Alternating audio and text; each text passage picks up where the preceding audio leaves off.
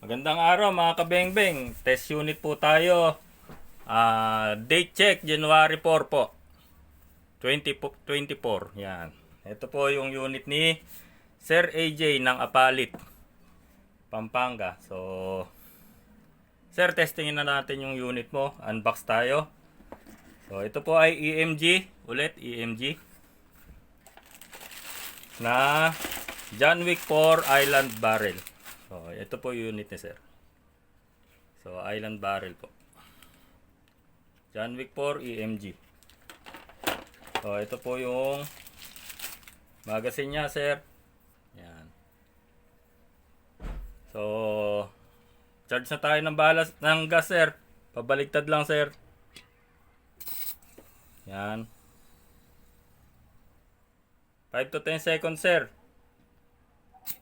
Tapos, Sir, pagtatago mo na yung magazine mo, huwag mo aalisan ng gas para iwas leak dito sa inlet, sa base, tsaka dito sa outlet.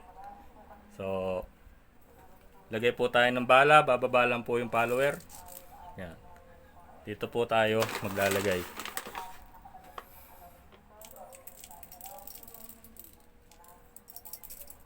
Yan. So, pan-testing lang naman po tayo. So, testing tayo, Sir. Charge nut. Paglalagay, Sir, ng magazine, medyo ganda-gandahan lang, no? Medyo mahaba po ito. Pero natatanggal naman to. Yung mag extension na to, mag-release extension. Natatanggal naman yan.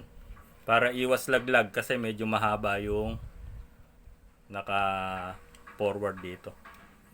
So, testing tayo, Sir. Para po maipalalamove na po natin yung unit. So, charge tayo, Sir. Ito po ay ambidextro, Sir. Yan.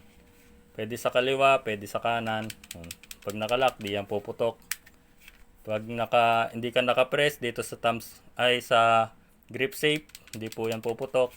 Check natin, Sir, kung may half cock. Okay, may half cock siya, Sir. Yan po, half cock. Hindi po yan puputok kahit anong gawin nyo. So, babaan na po natin yung hammer para fire in the hole.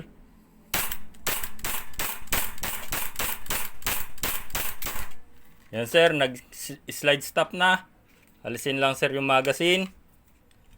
Tapos, atras na lang po ng konti itong slide. Alalayan na lang po pabalik. Huwag po tayo masyadong gagamit ng naka-slide na ganyan, tapos kakalabitin dito. Medyo nakakabilog po kasi ng slide, yung kanto na yon. So, ito po yung unit mo, Sir. Kalabitin lang trigger, Sir, para yung hammer laging naka-rest position pag itatago. So, palalamove na natin to, Sir. Abot na to ngayon, Sir. Marami pong salamat. Mabuhay po kayo, Sir.